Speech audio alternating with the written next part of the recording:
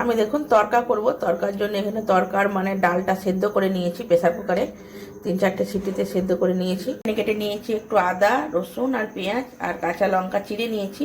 আপনারা চাইলে কুচি কুচি করে দিতে পারবেন, আমি বেশি ঝাল হয়ে যাবে বলে চিড়ে নিয়েছি। তো রসুনটা দেখুন আমি একটু আগেই তেলের উপরে দিয়েছি। তো রসুনটা একটু ভেজে নিয়ে তারপরে পেঁয়াজ আর আদা কুচি আর কাঁচা লঙ্কা সব একসঙ্গে ভালো করে এবার ভেজে নেব। তো রসুনটা আগে একটু ভাজলে পরে সেন্টটা বেশ ভালো লাগে। আর ভালো করে সব কিছু একসঙ্গে ভেজে নেব।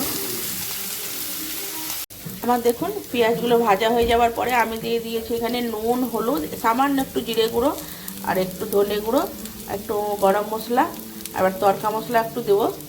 তো আর 2টো ডিম ফাটিয়ে এর সঙ্গে ভেজে নেব নেড়ে চেড়ে। দেখুন মশলাটা ভেজে নেওয়ার পরে আমি ডিম 2টো দিয়ে দিয়েছি, আর ভালো করে নেড়ে চেড়ে ডিম 2টো ভালো করে ভেজে নেব। তারপরে তরকা সেদ্ধটা দেবো কড়াইটা।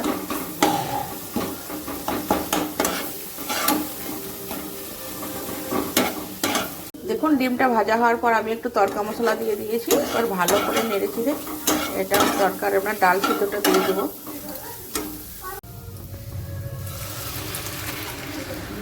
তরকা ডাল সিদ্ধটা দিয়ে দিলাম। আমি দেখুন ভালো করে নেড়ে চেড়ে দিয়েছি, ফুটতেও আরম্ভ করেছে। আমি গ্যাসটা কমিয়ে এবার একবার ঢাকা দিয়ে দেবো, তারপরে নেড়ে চেড়ে নামাবো। দেখুন আমার সিম্পলের মধ্যে একদম আমি তরকা করে নিয়েছি।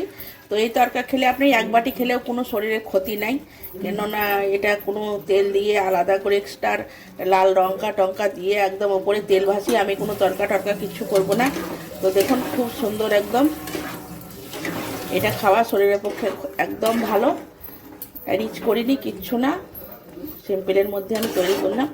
এরকম করে খেয়ে দেখবেন একবার, খুব সুন্দর লাগে তরকা খেতে রুটি দিয়ে।